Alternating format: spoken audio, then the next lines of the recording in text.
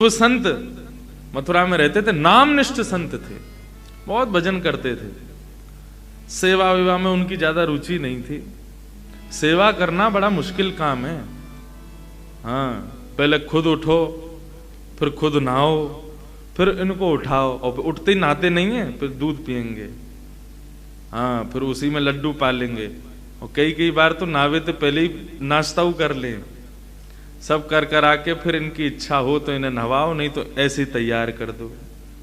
बहुत सेवा है। और फिर जल्दी से इनको ही भोग लगाओ, फिर स्वयं पाओ, फिर इनको सुलाए दो।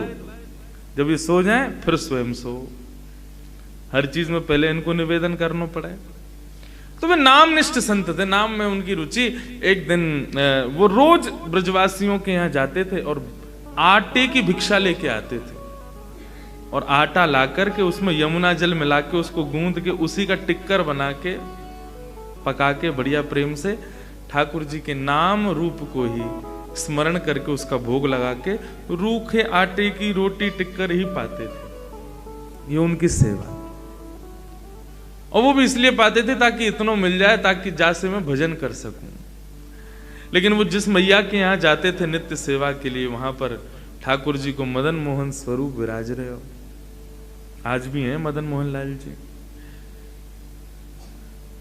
मदन मोहन स्वरूप को भाव आया कि इन बाबा से सेवा स्वीकार करनी है। और ये लाल जी की बड़ी लीला है, जाए सेवा को ABCD भी ना आवे, वाकई यहां से सेवा ले लें। जैसे कि मैं मोसों बिल्कुल सेवा ना आती। एक समय की बात पर आज बंधुओं संवाद चल रहा है, अब एक आध घंटा में तो जानो ही है, तो फिर अब क्या शुरू करूं, इसलिए बात वार्ता ही कर लें हम। इनकी सेवा मुंह पे आती नहीं। श्रृंगार कैसे होता है मैं जानता ही नहीं था। अच्छा, एक बात और, बड़े स्वरूप का श्रृंगार करना बहुत आसान है।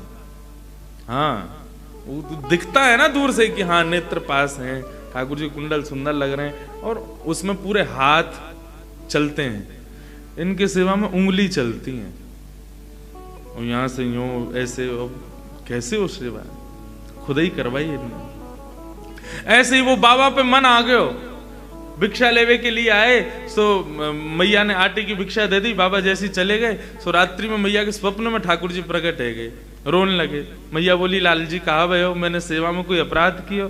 बोले, ना मैया, मैं बड़ो प्रसन्न हूँ आपकी सेवा से, लेकिन मेरो मन है रहो। कहा, वो जो बाबा रोज भिक्षा लेवे आवे ना, मुझको उनसे सेवा लेनी है। मैया बोली, तो आज्ञा करो। बोले, आज्ञा यही है, कल वो आमे तो उनको भिक्षा के रूप में मुँह दे दियो, मैं उनके संग चलो जाऊंगा। मैया बहुत रोई, मेरी सेवा में कोई कमी?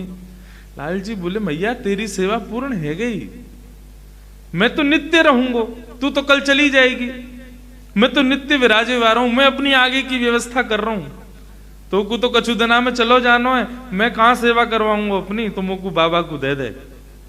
मैया बोली, मेरा तो मन न माने, आप मेरे हृदय हैं। बोले, प्रभु आप कृपा करो, मुझको उन्हीं को दे दो। दूसरे दिन बाबा जैसे पधारे, मैया रोती रोती गई, बाबा तुमने कहा कर दियो, कोई टोना टोटका कियो? बोले, कहा मैंने कहा कियो मैया? अरे मेरो लाला रो रहा है, रात भर रोयो कि मुझको बाबा के पास जानो, उनके पास ही रहूंगा, उनसे सेवा लूंगा। मैया, कहाँ है ठाकुर जी? बोले, भीतर विराज रहे हैं। ठाकुर जी देखे, बोले, आप रात्रि सपने में आज ठाकुर जी आवे तो कह दियो मुंह पे सेवा वेवा ना आवे, और ना मुंह पे जगह न बिठावे की, सुलावे की, खिलावे की, मुंह पे कछू ना है। भोजन के नाम पे केवल या सूखे आटे में यमुना जल मिला के वही की टिक्कर बना के पाऊं मैं। अगर इनको स्वीकार हो, मेरी कुटिया में न एक सी जगह बा में बैठनो स्वीकार हो, न सैन सैया है, कछू ना है मेरे पास, ये सब व्यवस्थाएं मेरी हैं। यदि इनको स्वीकार हो तो ले जाऊंगा, नहीं तो मैं अपनो नाम जप में ही प्रवृत्त रहूंगा। भैया ने कही, हाँ तुमने बढ़िया बताई, बढ़िया मैं बता दूंगी, बहुत बुरी व्यवस्था है, मना कर दूं, मत जाओ। रात्रि में ठाकुर जी प्रकट हुए, मैया तेने दियो नहीं? बोला, अरे बाकिया कछु व्यवस्था ना है, छोटी सी कुटिया में रे, भोजन पानी कछु करे ना है, तुम्हें कछु खवावेगो ना, तुम्हें 8-8 बार भोजन करनो दिन में। कल हमारी समधन कह रही है, इतने बड़े बड़े उनके सामने, श्रीनाथ जी के सामने वो हमें मोहन थार, सागर और एक आध नाम है भर भर के हमें। गोवर्धन पूजा पे तो नियम है, जब तक ठाकुर जी की नाभि ना ढक जाए इतना ऊंचा ऊंचा भोग लगाओ ठाकुर जी के आगे, कितनों खावे, फिर या को पेट ना भरे। 8-8 बार पावे दिन में, खावे को बड़ो प्रेमी। बोले तुम इतना खाओ, बाबा कैसे खवावे को? बोले मैया चाहे कछु नहीं खवावे, चाहे मुंह को एक कोने में रखे, मुंह को नवावे धुआवे ना, लेकिन मुंह को वहां से सेवा चाहिए, वहां की सेवा में सुख मिले। मैया बोली तुम्हें जानो है तो तुम कैसे जाओगे? दूसरे दिन बाबा आए, बाबा इन्हें कोई व्यवस्था ना चाहिए, कछु ना चाहिए, यूं कह रहे हैं जैसे बाबा रखेगा वैसे रह लूंगा, लेकिन रहूंगा उन्हीं के पास। बाबा बोले ठीक है लाओ दो। ठाकुर जी आए, ठाकुर जी को लेकर के अपनी कुटिया में लाए, एक कोने में नेक हल्क को पत्रों से कपड़ा बिछा के अब ठाकुर जी को विराजमान कर दियो। अब बाबा को तो रोज को 20-21 घंटा को नियम नाम जप को, बाबा अपनो नाम जप करे, ठाकुर जी बैठे कोने में बड़े मस्त आनंद है रो ने। लेकिन 10-12 घंटा तक तो भूख रोक ली ठाकुर जी ने। बाकी बात देखी भाई बहुत तगड़ो भजन है, 22 घंटा 20 घंटा बैठ के कुछ खावे ही ना है। 20 घंटा बाद भजन करने के बाद उनको ने थोड़ी नींद आई तो थोड़े सो गए। सोवे के बाद में उठे, स्नान ध्यान करके भिक्षा में आटो लेकर के आए, वहां में यमुना जल मिला करके वह आटे को गूंद करके टिक्कर बनाने लगे। कोने में बैठे ठाकुर जी के मुंह में पानी आ गया, हाँ भैया तू कछु दे, तू साधारण रोटी दे, कछु कबाब। ठाकुर जी के सन्मुख एक पत्तल लगा करके वापस सूखी रोटी केवल जो वो बनाते ठाकुर जी के सन्मुख पधरा दी। जैसे ही ठाकुर जी के सन्मुख पधराई है, ठाकुर जी ने प्रेम से पाए हो। प्रेम से पावे के बाद में ठाकुर जी बाबा ने अपनो भोजन कियो, भोजन आदि करके बाबा फिर से भजन में बैठ गए। जैसे ही भजन में बैठे तो 5-10 घंटा बाद ठाकुर जी प्रकट भये और प्रकट होकर के वाके हृदय में कहने लगे, बाबा मोको तुम्हारी सेवा में खूब आनंद आ रहा, तुम्हारी कुटिया में खूब सुख मिल रहा, सब बहुत सुखी है रहूं मैं, लेकिन बाबा मैं बस इतना निवेदन कर रहा हूं कि आप आटो तो लेके आओ ही हो, नेक नमक और ले आया करो। वह आटे में नेक नमक डाल दोगे तो नेक तो स्वाद आवेगो। अच्छा तो कल से मैं आटो लाऊं नमक लाऊं? बोले हाँ बस इतना कर लो, या तो ज्यादा हमें नहीं चाहिए सेवा में, बस इतना कर लो। बाबा बोले ठीक है। अब सबके यहाँ गए आटो लेवे के काजे, तो बोले कि नेक नमक और दे। बोले बाबा जीव में चटोरोपन आने लगो। बोले हमने हमारे ना आयो, एक आ गयो चटोरो घर पे, वाके काजी चाहिए। लाए आटो लेके, वहां में बढ़िया नमक वमक मिला करके सुंदर वाकी टिक्कर बना के ठाकुर जी के सामने जैसे ही पधरायो, प्रेम से ठाकुर जी ने पायो। पाने के बाद में बाबा अपना भजन करवे बैठ गए। 2-4 दिन ठाकुर जी कुछ नहीं बोले, 2-4 दिन तक बाबा यही नमक रोटी खवावे। 4 दिन बाद ठाकुर जी फिर से आ गए, बाबा अब का भयो? बाबा सब ठीक है, नेक एक आलू और लिया करो। वह आलू को उबाल के या फिर भून के वहां में बढ़िया नमक डाल के नेक एक चटनी सी है जाए तो नेक रोटी निगलवे में नेक सुख मिलेगा। तुम तो केवल रोटी आटे की बढ़िया वहां में आटे और नमक की रोटी खवाए तो बात कहाँ सुख मिले? बोले हम तो पहले ही कह रहे थे हमारे यहाँ कुछ नहीं। बोले बाबा यहाँ में कुछ और करना, थोड़ी एक आलू ले आओ बस, तुम मत खाइयो मुँह खवाए दे करो। बाबा बोले ठीक है। दूसरे दिन गए तो फिर भिक्षा में आटो भी लाए, नमक भी लाए, आलू भी लाए। भून के आलू बाबा ने बढ़िया वाकू मीण करके चटनी बनाई और ठाकुर जी के सन्मुख पधराई। ठाकुर जी प्रेम से भाई 2-4 दिन कुछ नहीं बोले, बढ़िया आनंद आया। अब 2-4 दिन बाद ठाकुर जी फिर से प्रकट भये। बाबा बोले अब का है गो? बोले अब रोटी भी बढ़िया है, चटनी भी ठीक है, बाबा कोई दिक्कत ना है, बस एक निवेदन हो। कहा सूखी रोटी ना निगलवे में गले में इर्ज जाए तो ने घी चपड़ दे करो।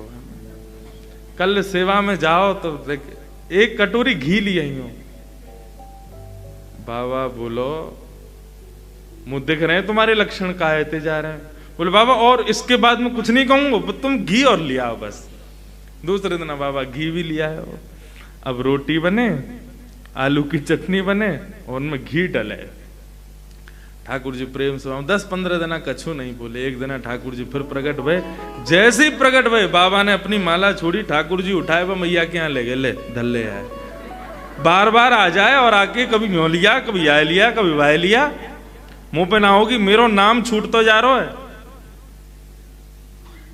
जैसे ही ठाकुर जी बाबा मैया को देने लगे, ठाकुर जी दौड़ करके बाबा के गले से लिपट गए। बाबा तुम जैसे रखोगे रहूंगा, लेकिन रहूंगा तुम्हारे पास, अब ना जाऊंगा कहीं। कैसे कृपालु हैं, कैसे दयालु हैं नाथ। हमारी कैसी भी सेवा हो, वो हम पे कृपा है ठाकुर जी की। धीरे धीरे हम सेवा में बढ़ोतरी करें, धीरे धीरे सेवा में कुछ सुंदर प्रदान करें, लाल जीवा को स्वीकार करें। लेकिन फिर भी हम कैसी भी कर दें, ठाकुर जी कभी कुछ शिकायत ना करें। और ये ऐसे ही हमको होना चाहिए।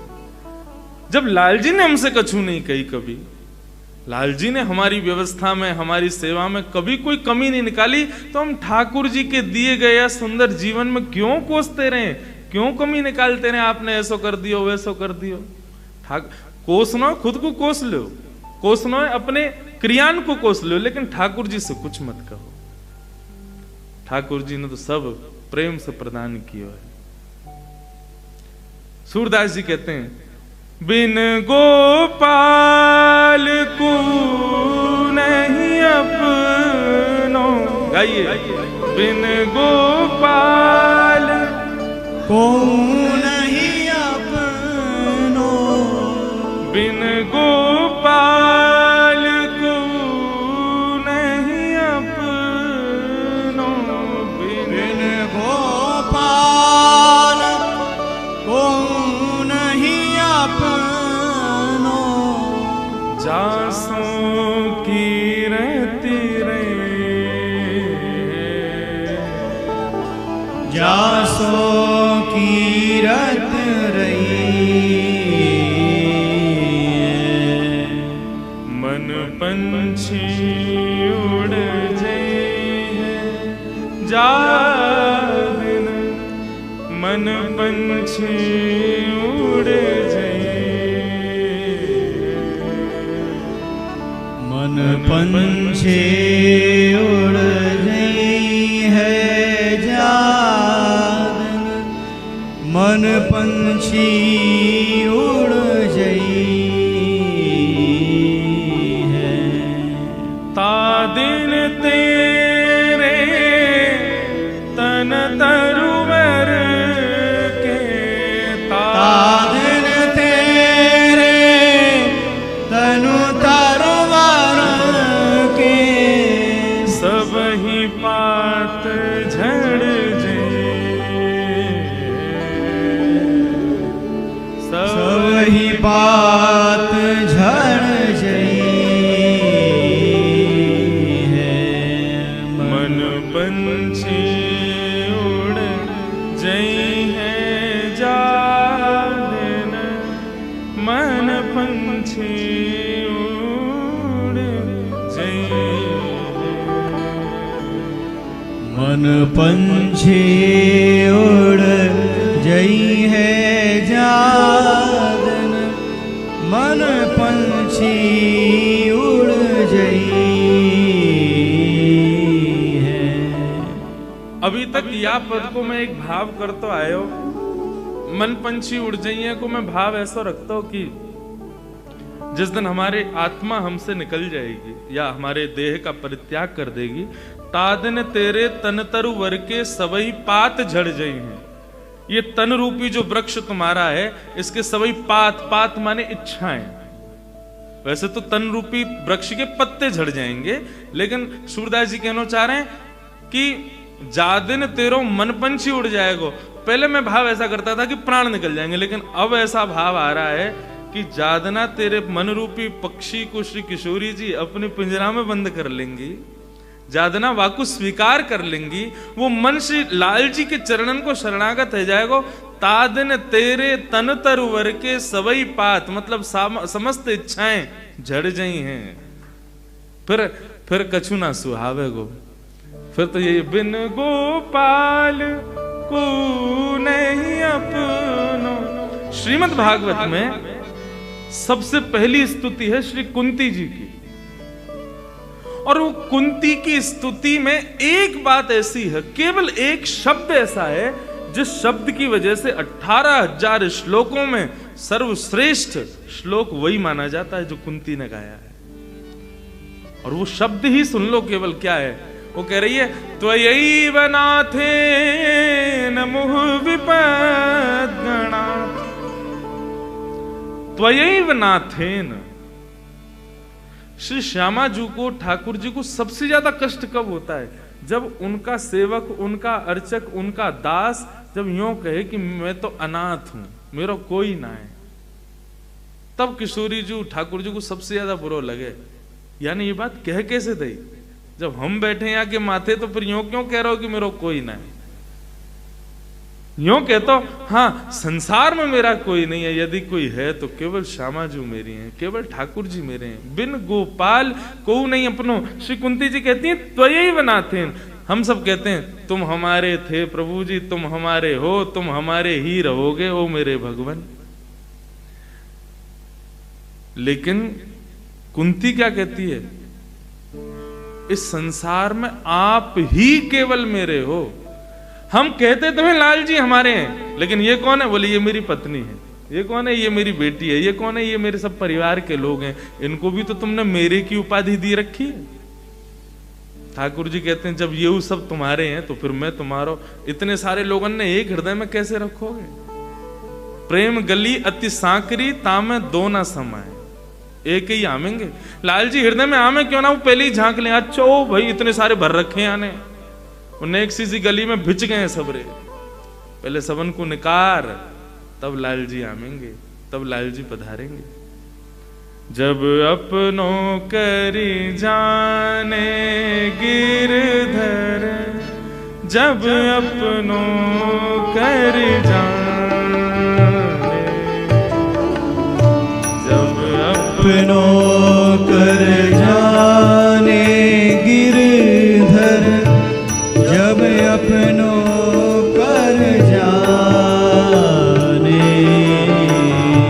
ताको मन भक्तन की सेवा, ताको मन भक्तन की सेवा, ताको मन भक्तन की सेवा, ताको मन भक्तन की सेवा, संत चरण रज सदा लुभाने, संत चरण रज सदा लुभाने, जब अपनों कर जाने गिरधर, जब अपनों कर जाने,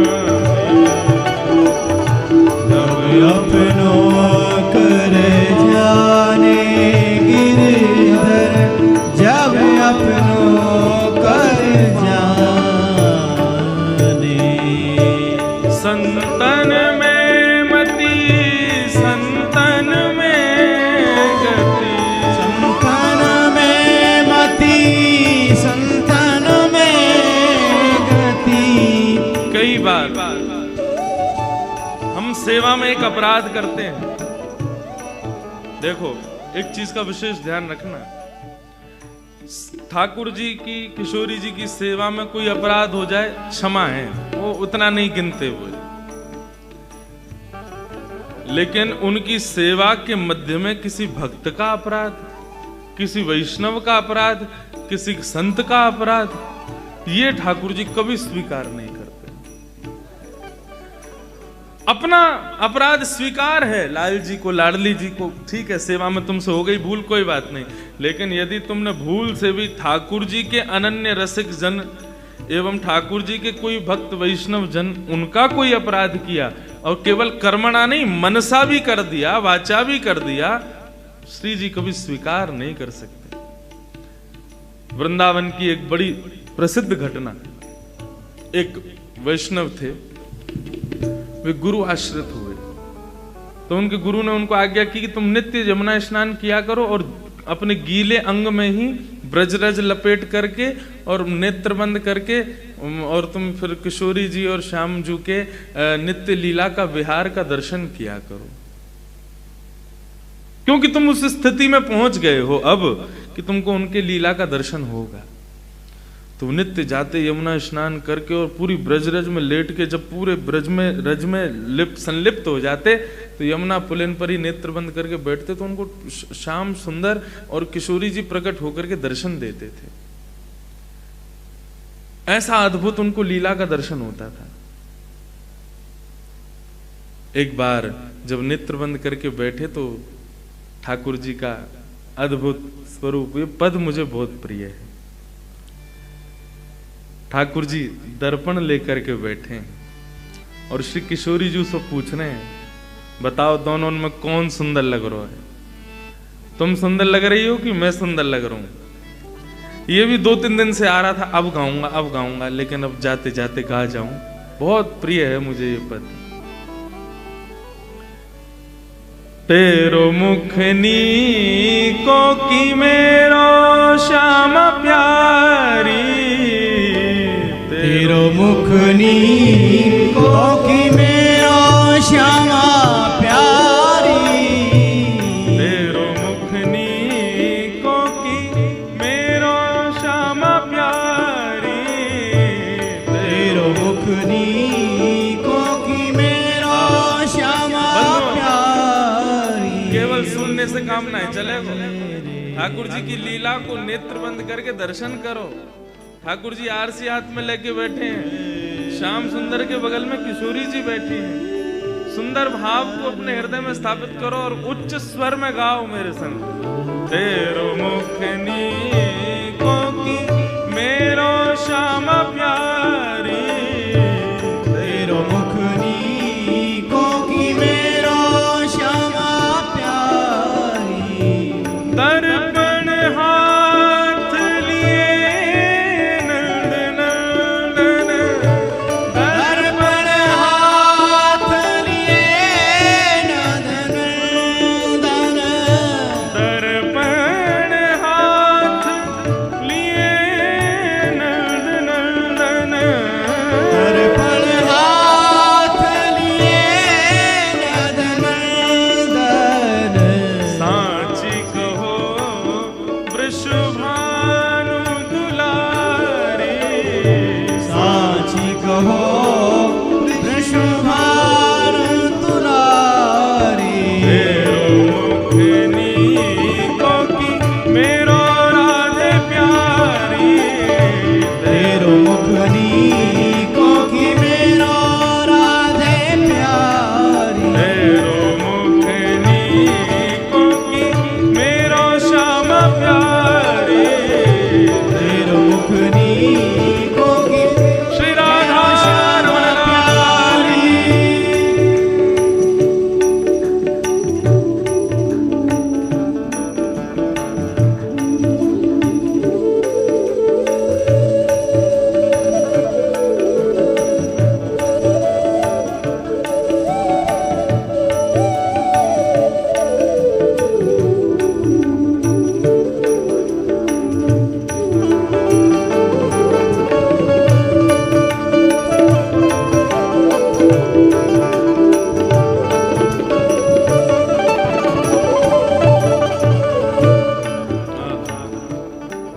ठाकुर जी पूछ रहे हैं, बताओ दोनों में कौन सुंदर लग रहा है? अच्छा, ये इस लीला का दर्शन वो संत कर रहे थे कि श्याम सुंदर लेके बैठे आरसी और पूछ रहे हैं कि कौन सुंदर है। किशोरी जी बोली, अच्छा मुझसे पूछ रहे हो? बोले हाँ, बताओ तो सही कौन बढ़िया लग रहा हो, देखो मैं कि तुम। किशोरी जी कह रही हैं, हमसे कहो तुम ही क्यों ना देखो, हमसे कहो तुम ही क्यों ना देखो, हम गोरी तुम श्याम बिहारी, हम गोरी तुम श्याम बिहारी। मोसो का पूछ रहे हो, मोते का पूछ रहे हो, खुद ही देख लो। ठाकुर जी बोले कहा देखना? बोले कि देखो हम गोरी गोरी दिख रही हैं और तुम कारे कारे दिख रहे हो। दोनों कैसे दिख रहे हैं? हमरो मुख जैसे चंद उजियारो, मुख जैसे चंद्र उजियारो, हमरो मुख जैसे चंद उजियारो, हमारा मुख जैसे चंद्र उजियारो, तुमरो मुख जैसे रैन अंधियारी, तुमरो मुख जैसे रैन अंधियारी, मेरो मुख नीको की मेरो राध प्यारी, मेरो मुख नीको की मेरो राधे प्यारे, मेरो मुख नीको की मेरो राध प्यारी। मेरो मुख नीको की मेरो राधे प्यारी। लाल जी नाराज है गए, तुमने हमको अंधेरो बोलो? बोले हो तो बोलूंगी, और मैं क्या बोल रही हूँ को तुम खुद देख लो आरसी में कैसे काले काले लग रहे हो। हमें देखो कैसे, हमें देख के दर्पण भी शर्मा रहो, इतनी बढ़िया लग रही है, इतनी प्यारी लग रही है। ठाकुर जी बोले एक बात मत भूलो, आपने अभी अभी कही कि आपको मुख जैसे चंद उजियारो और मेरो कैसे जैसे रैन अंधियारी। लेकिन किशोरी जी जब तक अंधेरो ना होवे ना चंद्रमा दिखे ना है, जब तक मैं ना आऊंगा ना संग में तब तक तुम्हें कोई पूछेगा ना, तुम देखोगे ही ना। और रही बात बाकी तो तुमने हमारी बहुत कर ली, अब हमें बैठना ही ना है। आरसी लेके ठाकुर जी दूर जाके बैठ गए, दूर शिला पे जाके बैठे। तो किशोरी जी तो ऐसी करुणामयी है, ऐसी दयालु है, ठाकुर जी रूठ जाए ये उनसे सहन ही ना होवे। किशोरी जी समीप गई और समीप जाकर के लाला के पास बैठी और बोली नाराज है गए हो, मान कर रहे हो? बोले बात ही ऐसी कर दी आपने, हमने कहा ना किया आपके लिए, सब करते रहे। मैं अरे झूठे को बड़ाई कर दे करो, हाँ नहीं बढ़िया लग रहे हो, सुंदर लग रहे हो, बहुत प्यारे लग रहे हो, ऐसे हम जाने हम कारे हैं, हम जाने कि हम ऐसे हैं। नहीं एक ये शिष्टाचार होवे ना, हम कोई सब प्रेम करें तो झूठी बड़ाई कर ही दें, भले ही बुरो लग रहा हो। अब घर को दूल्हा जब घोड़ी पर चढ़े भले ही कानो बेड़ो हो, सब रे नजर बलिया ना ले यार कितना प्यारा लग रहा है, चाहे कैसे हो, नहीं झूठे को बड़ाई कर दे करो। किशोरी जी बोली अरे नहीं आप ऐसे देखो रूठो मत, देखो मेरी बात तो सुनो। कहा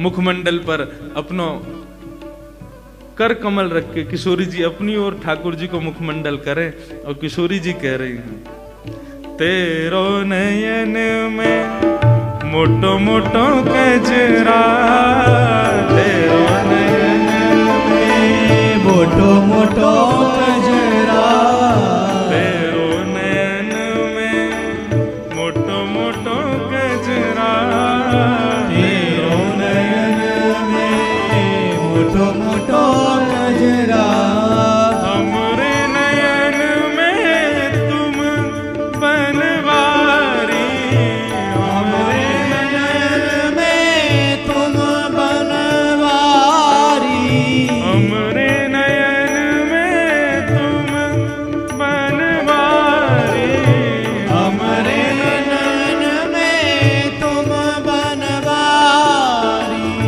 तुम तो नख पे गिरिवर धारो, तुम तो नख पे गिरिवर धारो, तुम तो नख पे गिरिवर धारो, तुम तो नख पे गिरिवर धारो, हम उर्धार रहे गिरधारी, हम उर्धार रहे गिरधारी। हे श्याम सुंदर देखो तुम्हारे नैनन में कैसो कालो कालो काजल लगो है। ठाकुर जी बोले या को भी भाव यही कह रही होंगी कि वो कालो काजल दिख ना रहो क्योंकि हम कारे हैं। अरे ना मैं यूं थोड़ी कह रही हूं, तो क्या कह रही हो? देखो तुम्हारे नैनन में तो कालो काजल है, लेकिन तुमने हमारे नेत्रन में देखो। ठाकुर जी बोले, का है? बोले देखो तो सही। ठाकुर जी जैसे ही किशोरी जी के नेत्रन में देखने लगे, बोले कछु दिखाई दियो? तो किशोरी जी की काली पुतलिन में ठाकुर जी को ही रूप दिखाई दे रहा है।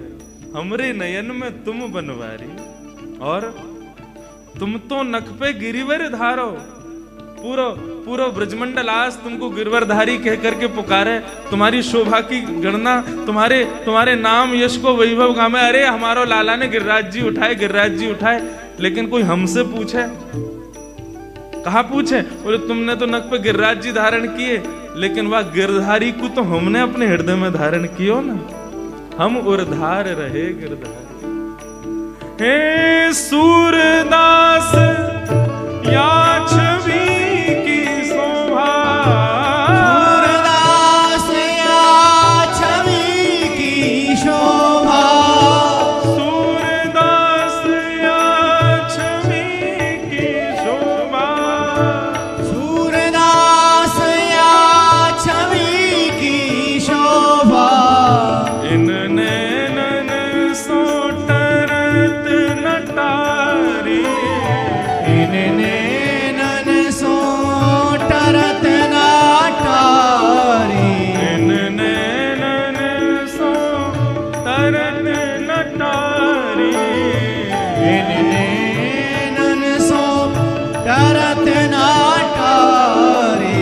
तेरो मुखनी को कि मेरो राधे प्यारी, तेरो मुखनी को कि मेरो राधे प्यारी, तेरो मुखनी को कि मेरो श्याम प्यारी, तेरो मुखनी को कि मेरो श्यामा प्यारी, तेरो मुखनी को कि मेरो राधे प्यारी, तेरो मुखनी को कि मेरो राधे प्यारी। श्री वृषभानु दुलारी की, बाल कृष्ण लाल की जय। अब यह छवि को दर्शन करके कौन को हृदय मयूर नृत्य नहीं करेगा?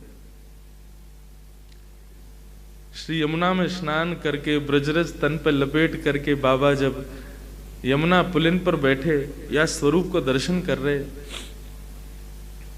तो बाबा इतने प्रसन्न है गए। लाल जी जब रूठ के बैठ गए तो बाबा को जोर की हंसी आने लगी। बोले वाह बाबा, आज ठाकुर जी नाराज है गए, अब किशोरी जी मनावेंगे इनको। तो ऐसा भाव आयो कि बड़ी जोर की हंसी आई उनको। लेकिन तभी एक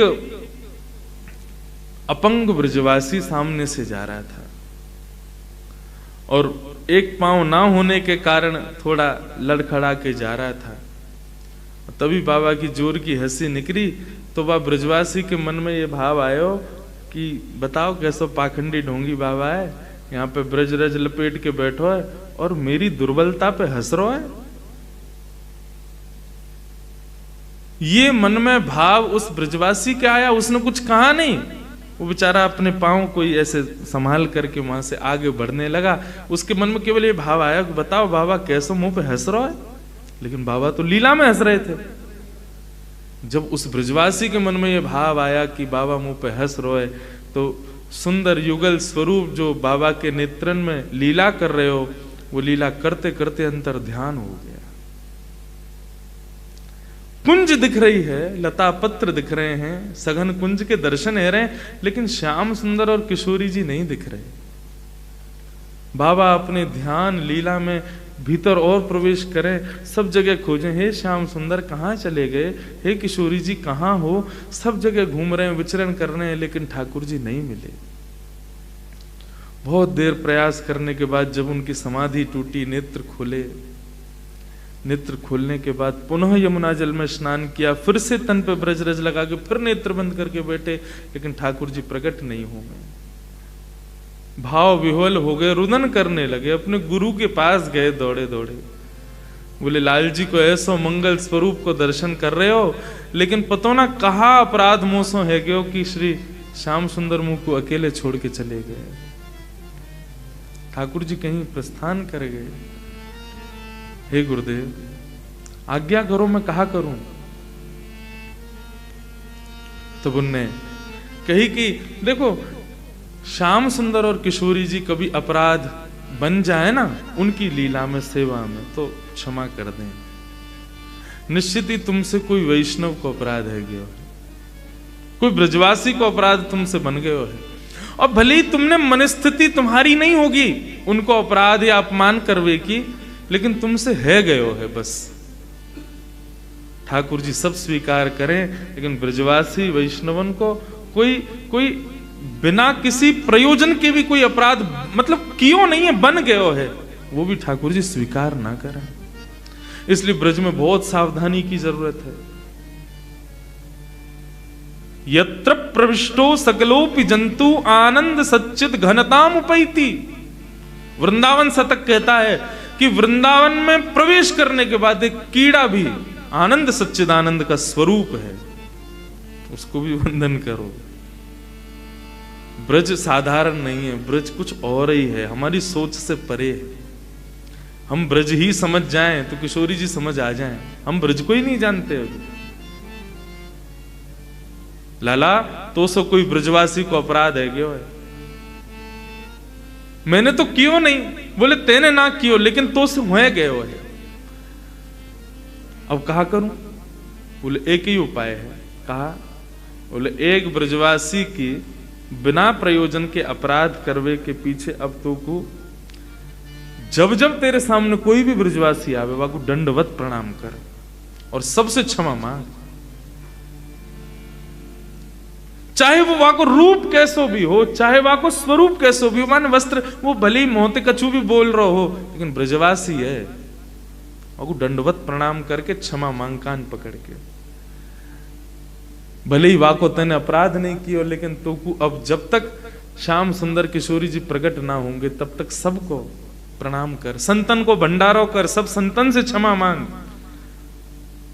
या ब्रज की महिमा को जान लाला, यहाँ ब्रजवासी जो जन्म ले रहे हैं सब ठाकुर जी के प्राण हैं, इनको कोई भी प्रकार को कष्ट देना माने ठाकुर जी की रोंग खींचने के समान है, इनको अपराध मत करें। उनने जाकर के महाराज भंडारो करायो, सब संतन को झरा भंडारे के काज निमंत्रित कियो, दुनिया भर के संत पधारे, खूब ब्रजवासी पधारे, सबके चरणन में लेट लेट करके दंडवत प्रणाम करें और सब कान पकड़ के कहें मुझको क्षमा कर दो। अब आप किसी का अपराध नहीं किया उससे भी क्षमा मांगोगे तो अनायास ही, अरे भैया कान मत, अरे भैया, अरे हाँ ठीक है कियो क्षमा, ये भाव होता है। सब ब्रजवासी एक संग खड़े होकर के उनको आशीष देने लगे, अरे भैया तेने कुछ कियो ही ना, हमने क्षमा कियो नहीं, बस आप बस मेरे सिर पे हाथ रख के मैंने ना कियो सही मुझे कह दो कि मैंने क्षमा कियो। सबन को लाडली जी को स्वरूप जान करके, सबन को श्याम सुंदर को स्वरूप जान के उन्होंने प्रणाम करके जब क्षमा मांगी, अनंत ब्रजवासियों ने एक संग जब उनको क्षमा कियो तब दौड़ करके गए, यमुना में कूदे, जैसे ही गीलो अंग भयो वापे ब्रजरज लपेट करके जैसे ही नेत्र बंद करके बैठे, सुंदर सघन कुंज में श्यामा श्याम फिर विहार करने लगे, फिर नित्य लीला दिखाने लगे। ठाकुर जी अपनों सेवा को अपराध क्षमा कर दें, लेकिन अपने किसी वैष्णव भक्त वृंद को कोई अपराध हमसे आ जाए, ठाकुर जी वाको कभी क्षमा ना करें। इसलिए अपने मन में भी कभी किसी के लिए दुर्भाव, और विशेष रूप से ऐसा व्यक्ति जो ठाकुर जी की सेवा में हो, चाहे वो नहीं है अच्छा, चाहे उसके हजारों अवगुण हैं, आपको दुनिया के लोगों ने कहा कि वो ऐसा है ऐसा, ठीक है, चार लोगों के बीच में तुमको बोलना भी पड़े ना कि हाँ नहीं वो ऐसा ही है, बाद में जाके किशोरी जी से ही क्षमा मांग लेना, नहीं मुंह कोई के बारे में कछु गलत ना है कहना। सब ठाकुर जी किशोरी जी के सेवा के अधिकारी हैं, भले ही सूक्ष्म रूप से सही, कछु तो सेवा कर रहे हैं, हम वाको अपमान क्यों करें, हम वाको अनादर क्यों करें, या को विशेष ध्यान रखो। आपको अनुभव है जाएगा, आपको ऐसा लगेगा आज बहुत जरूरी काम है, आज सेवा मैं ना कर पाऊंगा, अरे अपनी बहू से कह जाओगे, अपने बालकन से कह जाओगे, या कोई और से कह दोगे आज सेवा तू कर दी, वो बहुत जरूरी काम है। किशोरी जी से बार बार कह दोगे आज मैं सेवा में नहीं आ पाऊंगा, कल से आऊंगा। ये मत समझियो कि तुम्हारा काम आ गयो या हमारे तुमने सेवा नहीं करी। आज तुमसे कहा भयो कि किशोरी जी ने अपना स्पर्श तक नहीं करवाया तुमसे, तुमको अपने सामने तक बैठानो मंजूर नहीं कियो, तुमको देखनो तक मंजूर नहीं कियो। मोदे तो बहुत हो गए लाल जी, कई बार सेवा मैं ना भी कर पाऊं व्यस्त होने के कारण। बालक को नेकत सिखा रखी है, वो एक वो यहीं बैठे कहाँ गए हैं, वो करते हैं सेवा कभी कभी श्रृंगार, लेकिन मैं ही धरा हूं ठाकुर जी को, बाकी की सेवा वो कर ले, मन में भाव आ जावे। कल वो फलाने फलाने व्यक्ति के बारे में कुछ कह रहे थे ना, उसी का ठाकुर जी ने आज देखो रूठ गए, आज सेवा नहीं करवा रहे और हमें व्यस्त कर देंगे, हम सेवा में जा ही ना पाए।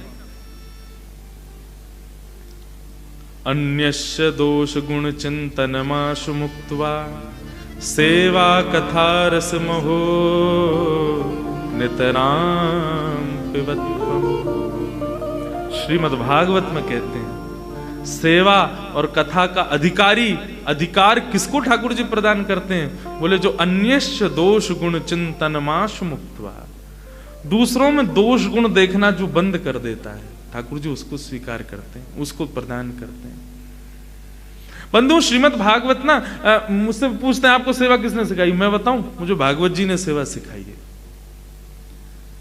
श्रीमद् भागवत में ही भाव इतने वर्णित हैं, ठाकुर जी को क्या प्रिय है, ठाकुर जी कैसे प्रसन्न होंगे, ठाकुर जी को क्या सेवा में चाहिए, ठाकुर जी को कैसा भाव प्रिय है, कैसा भाव, सब भागवत। मुझे सेवा का अधिकारी जितना भी हूं, नेक 100 ही सही, इतनी बढ़िया तो ना होवे, लेकिन जितनी होवे ठाकुर जी ने, वो भागवत जी ने सिखाई है।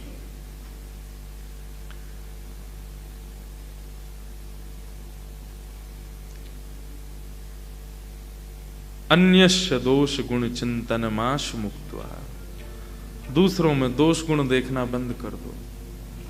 सेवा कथा रस महो नितराम पिबत्वम्। नित्य सेवा कथा रस ये सब प्राप्त हो जाएगा। अनेक भाव हैं, सब भावों को कहाँ तक एक सेवा में लेके आवे, कैसे कैसे सब भाव हैं, सब स्पर्श मात्र हुए हैं श्री किशोरी जी को आज्ञा से। बस किशोरी जी से यही प्रार्थना है कि हे लाडली जू, यदास पे आपने खूब कृपा करी, पहली बार किशोरी जी ने अपनी सेवा को अवसर प्रदान किया। हमारे ढांढनिया परिवार और उनके समस्त परिकर को ये सुंदर भाव कि उन्होंने आमंत्रित किया कि आप पधारो और आकर के कुछ भाव सुमन किशोरी जी के चरणों में प्रस्तुत करो। उसके लिए बहुत बहुत धन्यवाद नहीं कहूँगा, धन्य भाग्य, धन्य भाग्य, सेवा का अवसर पाया। तो ये जो अवसर मिला है अपने संपूर्ण 6 वर्ष के भागवत जीवन में पहली बार किशोरी जी का भाव स्पर्श करने का, स्पर्श में ही इतना सुख मिला है। तो सोचो किशोरी जी काउदना यदि आलिंगन कर लेंगे, काउदना चरण में बिठा लेंगी तो कितनो सुख प्राप्त होगा, कितनो आनंद आवेगा। बस इसी भाव के साथ आप सबको प्रणाम करूं, आप सबको वंदन करूं, आप सबन को नमन करूं। सदा हमारे लाल बिहारी को हृदय में विराजमान करके रखो, किशोरी जी अपने आप प्रसन्न रहेंगे।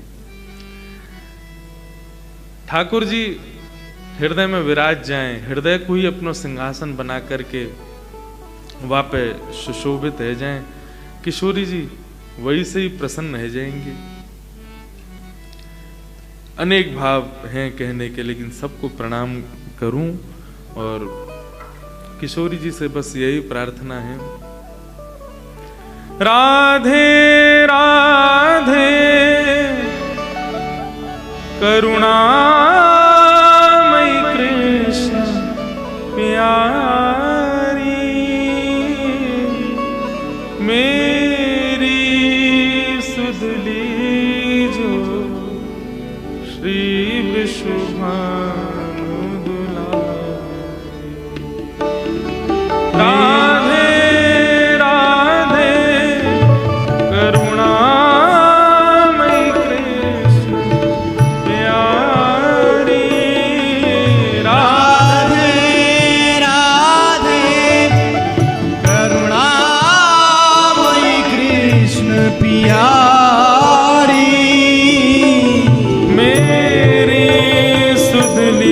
लीजो श्री वृषभानु दुलारे।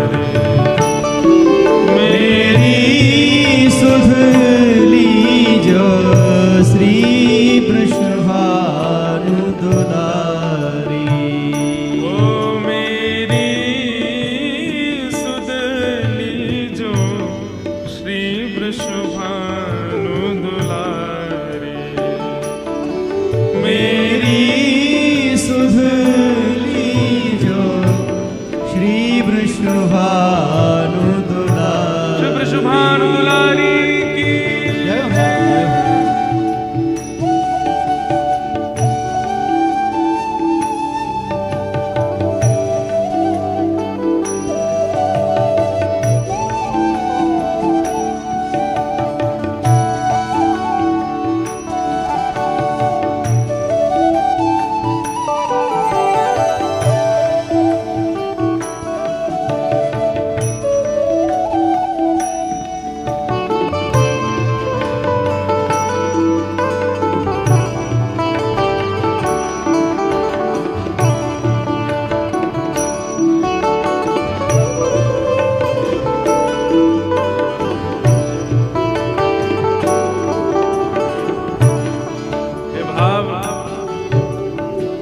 ठाकुर जी गा रहे हैं किशोरी जी के चरणों में, मेरी सुध ली जो श्री वृषभानु दुलारी। जब ऐसा भाव आता है कि ठाकुर जी जब भागवत कथा अनुसार जब ब्रजमंडल छोड़ करके मथुरा गए तो उधो मोहे ब्रज विसरत नाही, मैं ब्रज को भूल नहीं पा रहा हूं। तब वृंदावन की राह में देखते हुए ठाकुर जी किशोरी जी से प्रार्थना करते हैं, हे किशोरी जी, मुझको पता है कि आपने कौन से अपराध को मुझको ये भाव प्रकट किया है, क्योंकि रास विहार के मध्य समस्त गोपीन को मैंने विरह प्रदान कियो ना, यही मारे आपने मुझको विरह प्रदान किया है।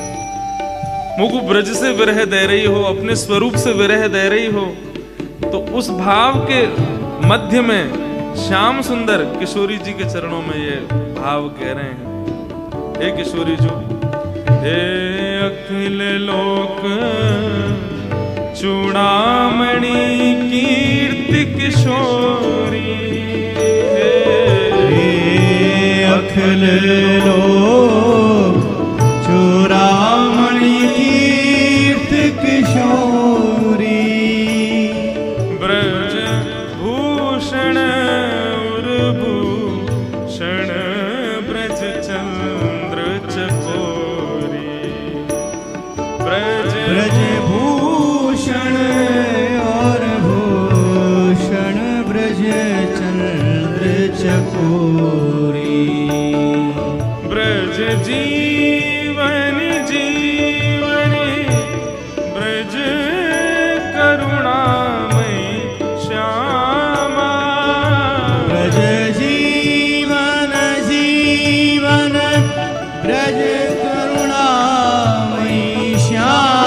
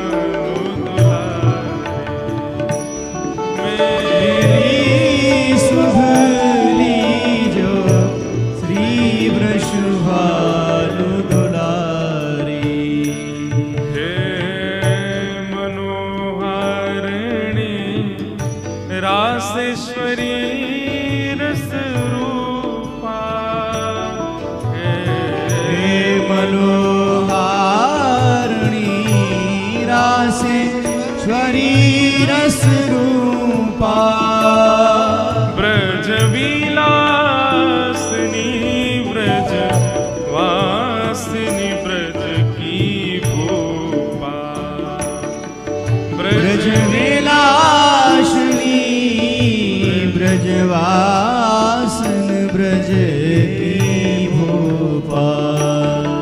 ललितादिक सहचरी सर्वज्ञ स्वरूपा। ललितादिक सहचरी सर्वज्ञ स्वरूपा। निज प्रणक वत्सला स्वामिनि परम अनुपा। निज प्रणति वत्सला स्वामिन परम अनुपा। हे गोप वंशमणि ब्रज बरसाने वारी। हे गोप वंशमणि ब्रज बरसाने वारी। मेरी सुधली जो श्री वृषभानु दुलारे। मेरी सुधली जो श्री वृषभानु दुलारी। ओ मेरी सुधली जो श्री वृषभानु दुलारे। मेरी सुधली जो श्री वृषभानु दुलारी। मेरी सुधली जो श्री वृषभानु दुलारे। मेरी सुधली जो श्री वृषभानु दुलारी। श्री वृषभानु दुलारे। ओ श्री वृषभानु दुलारी। श्री वृषभानु दुलारे। ओ श्री वृषभानु दुलारी। श्री वृषभानु दुलारे की जय। श्री गिरधर लाल प्यारे